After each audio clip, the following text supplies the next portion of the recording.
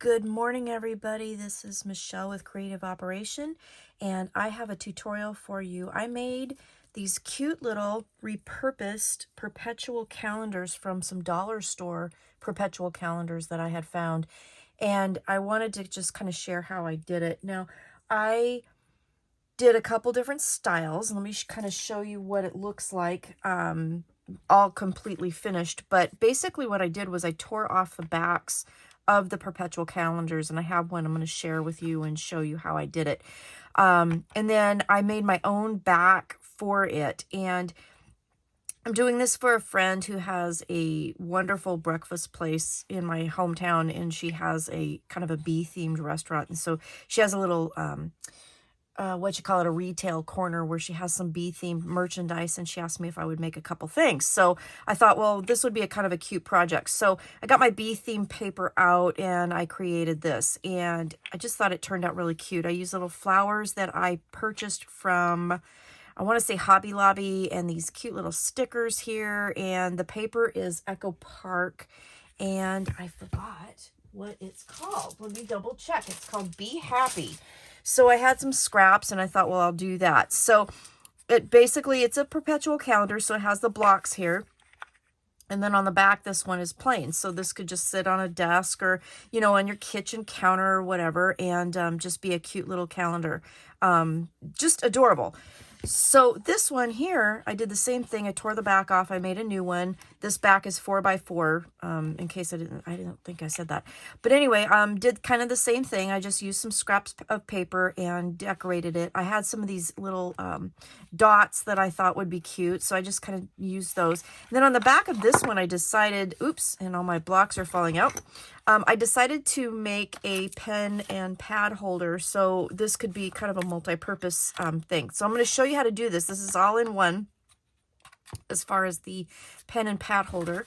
And I just wanted to also share that you don't necessarily have to have a notepad. You can just cut up pieces of paper and use a cute little binder clip and then make your own little notepad to fit this. So the back of this one, again, it's 4x4. So I made the pad and pen holder 3 inches tall, 4 inches wide. So it goes all the way to the side. And I just used some pattern paper for that.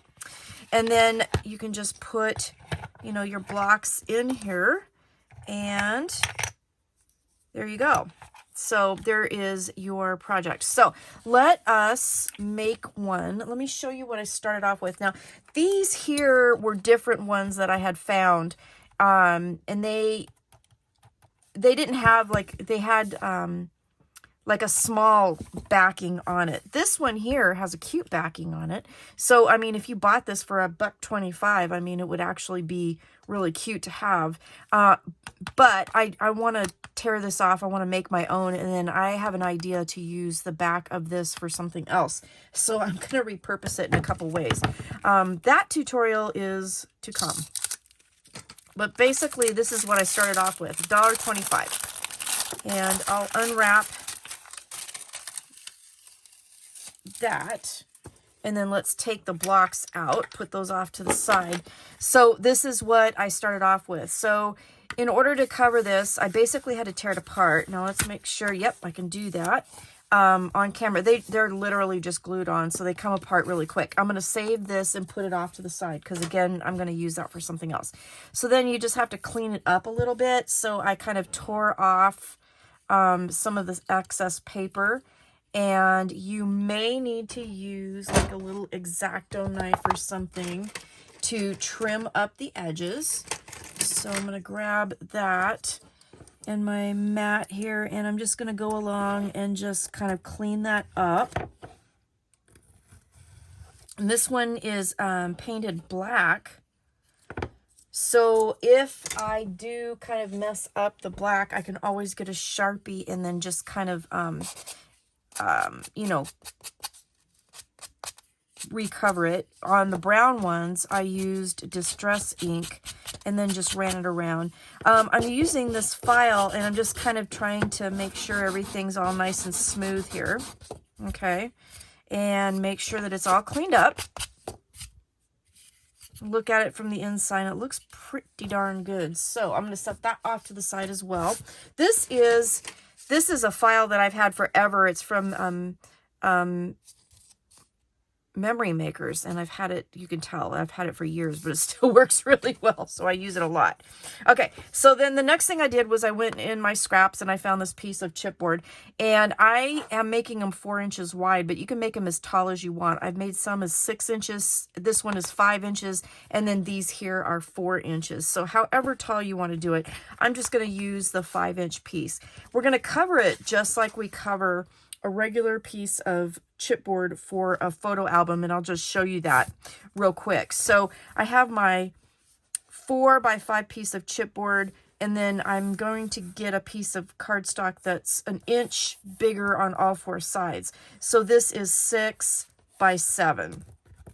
On the back of this, I have put some double-sided tape, and I'm just going to take that off. And you can use, and I got these from Country Craft Creations, if you want to be super precise about this. Where did they go? There they are. You can use these amazing spacers. They're 1 inch on both sides, and they make laying down your chipboard for your covers amazing, because then you automatically get the perfect fit. So they come in 2 sizes, and there's the 1 inch here, which is great for covers. And then they have one that's 1 inch and a 1.5 inches. And what this is for using the spines for the lay flat method that I prefer. So I'll have a link to these in my description box, so you can purchase those if you'd like. And then I'll also have a link to my lay flat method video. So if you haven't seen that, on how to cover your albums, then you can go check that out and see if that is something that you would like to try if you haven't already done it. It is my preferred method of making my album covers. All right, so once I get that stuck on, then I'm just going to go around with my bone folder after I kind of try to, kind of turn the paper and train it a little bit. And then on the right side of the paper, so on the outside here, I'm going to just go around the edges with my bone folder just to make sure that it is folding the way I want it to. Then I'm going to grab score tape, and I'm going to put score tape all the way around. This is, again, how I do my covers of my albums. Okay, so I'm just putting my score tape around.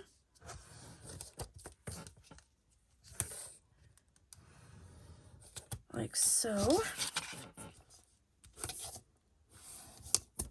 I've got to fix this chair. I'm so sorry. I keep saying I'm going to fix it, and then I totally forget about it. And then usually when I'm in my craft room, I'm watching TV at the same time. And by watching, I mean it's just pretty much background noise, and then I don't hear my squeaks. And then when I am videotaping, obviously I don't have my TV on. And yeah, so I hear it. What I'm doing is I'm cutting the corners off of my chipboard, and I'm leaving at least 1/8 of an inch here between the corner of my chipboard and my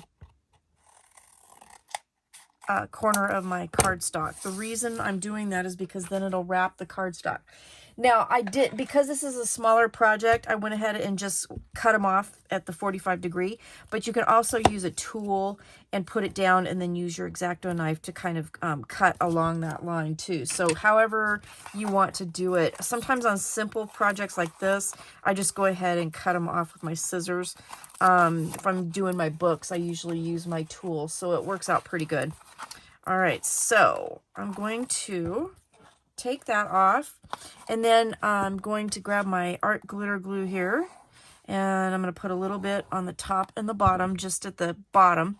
The reason why we do that is because it helps to glue the paper down on the edge and create a very nice stick. And then I'm just going to fold that over and press that down, and then that will be glued. All right. The other reason we do that with the glue at the corners is because if you're using paper that might be really dry, it helps to kind of wet the edges and make sure that it doesn't crack when you fold it. So that is a really good thing to do. Now, the next thing I do, and I use my fingers, but you can also use a bone folder if you wish. You just kind of tuck that corner in, and then it wraps right around the edge of that chipboard so it doesn't show. One of my pet peeves when I'm crafting is if my chipboard shows. So that's why I prefer this method as well. Because you know that your corners are wrapped and you won't see the chipboard. If you cut it too short, then you can always, like I said, with black pen or black paper especially, then you can use a Sharpie to go ahead and, color the chipboard. Okay, then I like to go around on the back side and just kind of press everything down. And then the other thing I like to do, since I'm using heavyweight chipboard, is to just kind of square it off a little bit. And so I'm just running the side of my bone folder on the sides just to kind of press that down, press the glue down, and then square up my corners. Okay, so there's that. That's all you need to do for that part. Then you're going to need a couple pieces of pattern paper. So I chose one for the front, one for the back. And these are going to measure, I cut them 1/8 of an inch shorter. So they measure 3 7/8 by 4 7/8. And I'm just going to glue that down. And these are amazing little gifts. This would be a cute gift to give at Christmas time, do like little stocking stuffers or, something to pass around at the office. Inexpensive, fun way to use scraps. You can, decorate them any way you want. I just think it's adorable. This is going to be the back. So I'm going to put that down. I did not ink the papers. You can if you want. So yeah, if you're into craft fairs, doing craft fairs or whatever, these would be great little presents to have, or little not presents, like great little projects to make for a craft fair. So it's really fun to kind of repurpose these. And these are wooden blocks. I mean, they're amazing. So, and again, for $1.25. And then if you get a back that you can repurpose, you get, a bonus project. So I think I'm going to do a little something with those houses. I got an idea in my head. All right. So front, back is done. Then the next thing I'm going to do is I'm going to just glue that down, and I'm going to just basically, I'm going to ink that just a little bit with a little bit of brown distress ink around, just to make sure that that black is kind of covered up. Okay, so then all I did to glue that down was literally just put some glue back on here.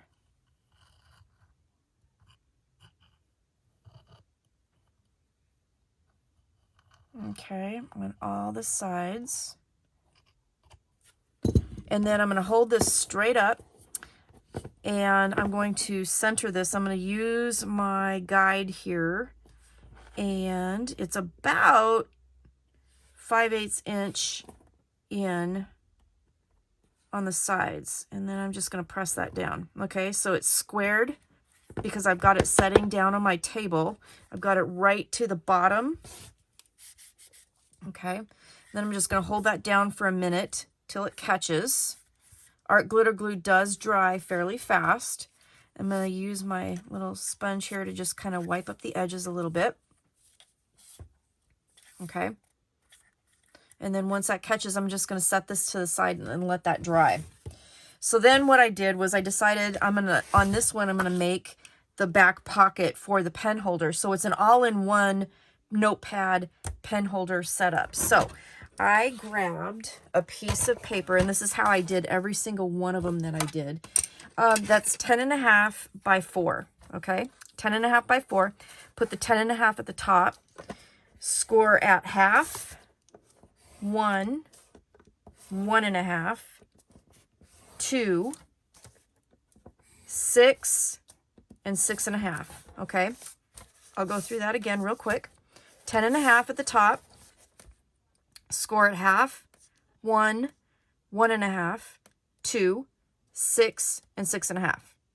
And then I'm going to turn it, and I'm going to score at 3 and at 3.5. Okay, So you should have 4 1/2-inch scores here, 1 1/2 inch in the middle, and then 2 1/2-inch scores at the bottom, okay? Once you do that, then I'm going to grab my scissors and I'm going to cut straight up through those 4 scores. This is really simple to do. Straight through that first 4-inch wide piece. Straight through that 1/2-inch score, okay? All the way across. So you're cutting all of that off. Then what I'm going to do is on this bottom 1/2-inch only, I'm going to miter up, and then I'm going to go straight up that side, just like that. And then I'm going to miter this bottom 1/2-inch as well, okay? We're going to fold and burnish all of our scores.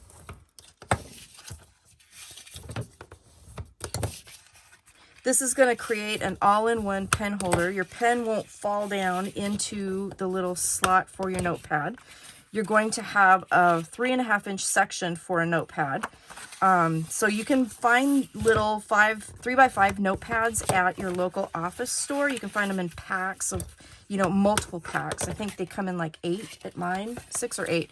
And then also, like I said, if you don't have a notepad and you want to just kind of create your own, multiple ways of doing it, but I just took a couple pieces of this dot grid paper that I have and cut them up into pieces that they're 3 wide by 4 1/4, and I'm just going to use those. So this is going to end up being your front. So actually I want to use this paper here. I'm going to put this on the front, and that's the only piece that you technically have to do. If you want to do the sides, you can totally do that too. Up to you. I just decided this one, I'm going to just cover the front of this piece. So I'm going to cut that at 3 7/8 by 2 7/8. Okay. And what I mean by covering the sides is the side pieces. Whoop! And I'm going to throw all of those out right here. So you can do that if you want to. If you want to, I cut it at 3/8 by 2 7/8 tall to cover the sides. And you only need 2 of those. All right. So then we have this. So then putting it together is super simple. So this is going to fold in and create your pen holder. Then this will fold over the top and glue there like that. The bottom will glue up and to the back, and then that's what's going to cover the bottom of this. So super simple. So the first thing I did was I folded these 4 scores. We're on the inside right now. I folded it like this. I'm going to put glue here, and then I'm going to fold it over to glue it down to the back. Okay, so this will glue to the inside of that score on the inside here and create that square. Okay, so I'm going to fold that over. It'll glue down, and then when I unfold it, there you go. You have your pen holder. So it's a 1/2-inch pen holder, so it will hold a variety of different size pens. Then I'm just going to fold it back again just to make sure that everything is nice and lined up and scored. Then what I'm going to do is when you fold this over, we're going to glue that to the top of the pen holder. Now, if you fold it flat, it should fit perfectly right over that pen holder. So what I'm going to do is on this outside edge now, I'm going to put my glue, and I'm going to fold that completely over so it's nice and flush. Okay.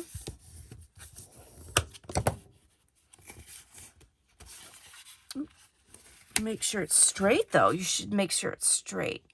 That is one thing about art glitter glue. It does stick very well, and it does dry very quickly, but if you need to take it up, you can. I want to make sure it's nice and straight at the top. There we go. That's more better. Okay. Okay, so then when I unfold it, there is my pad holder and then my pen holder there. And then all you have to do now is just glue that back tab to the back. So this part is the tricky part, just because you need to make sure that it gets nice and square. I did not feel the need to put tabs on the sides to connect on the inside. I didn't think that was completely necessary, and it's really not for this particular project. So I just cut those straight, and then so I'm putting that down. Then what I'm going to do is go in with my bone folder and press that down. And you have to excuse my owie. We got our Halloween decorations out, and I gouged my hand with my with my door frame as I was trying to do that. All right, so then we're just going to glue that to the back, and it should match flush with the sides because it's the same width as this. Okay, so again, grabbing my glue.